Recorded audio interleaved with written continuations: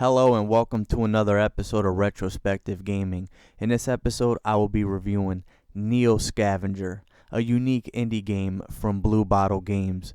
Now this is a game that I've been keeping my eye on for quite a bit, but I waited until it got out of early access to actually play it.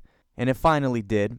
I bought it, I put a good amount of hours into it, and now I'm here to tell you what I think about this game. You start the game in a cryo facility, still wet from cryo fluid. Disoriented, wondering where you are. But wait a minute, let's back up. Before any of this happens, you have to pick your abilities and flaws of your character. There's no XP, you don't level up in this game. Your experience comes with each playthrough, and yes, I do mean each playthrough because it's pretty much guaranteed that you're gonna die a lot in this game. Now, whatever abilities you pick helps determine how you will play the game. For example, the ability Strong, you are able to carry more stuff, but it also helps you when you scavenge the area for loot. Or the ability Eagle Eye lets you see one more hex on the map. Now, as I said before, you start the game off in a cryo facility. Once you leave that facility, the world is yours to explore. There's no tutorial. You have to learn the game by yourself and go through trial and error to figure out how to progress through this game. And you progress in this game by scavenging and crafting items to help you throughout your journey. But that's not all you'll be doing. You'll have to battle the elements, battle other creatures and other humans while trying to survive. And one mistake can fuck up the whole game for you. You have to be very careful in this game because there is permadeath. You can save the game and come back at a later time, but if you die, game over. You have to start all over again. So you have to be careful with what you do. Let me give you an example. I was doing very well in this one playthrough until this situation popped up. There's this woman that looked like she needed help. So me being a nice guy that I am, I try helping her. Well, it leads to me getting attacked and my character getting wounded. Yes, your character can get wounded in this game and it sucks. And it went downhill from there. When you travel the world, you'll be traveling through hexes. This game is turn-based, so each turn you can do different things like spy, scavenge, rest and heal, etc.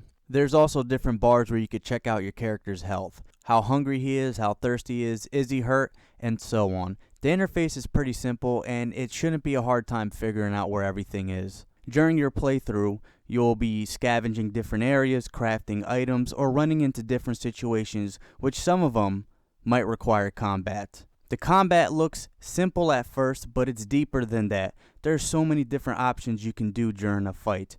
You can throw flurries of punches, you can run, you can hide, you can set up obstacles, and much more. But you have to be careful about what you are doing because you can attract attention to yourself, and that's what I love about this game. You can't just do whatever you want and expect no consequences. If you cause a disturbance, if you're being too loud, you will attract attention to yourself, and it can be fatal. And that's what NEO Scavenger is all about. It's about survival. It's about being careful and planning your next move. It's about looting and crafting. And let me tell you something. I love the crafting in this game.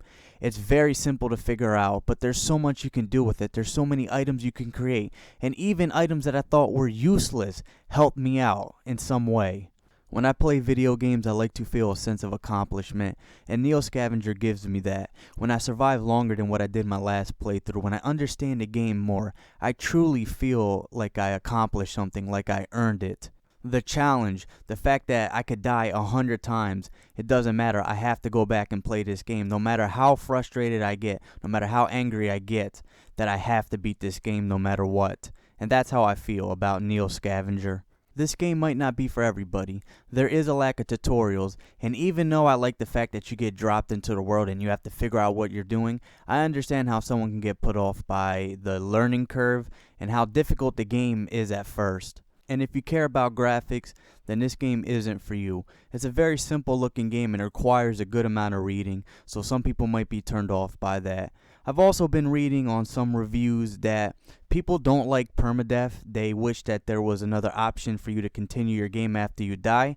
I think it takes away from the experience, to be honest. I really don't mind permadeath. I think permadeath adds to the experience because you really have to think during your playthroughs. You have to really watch what you're doing because you can't just load your game after you die. So I'm really glad that they put permadeath in this game. NEO Scavenger is also a semi-random game, so each time you play the game, some things get randomized, so it's not the same experience each time. NEO Scavenger is a fantastic game. It's a game that I have very few complaints about. I wish there were tutorials because the learning curve is pretty high and it can be harsh, especially for newcomers. And I don't like that the game was made in Flash. It's just a personal preference of mine. I'm not a big fan of Flash.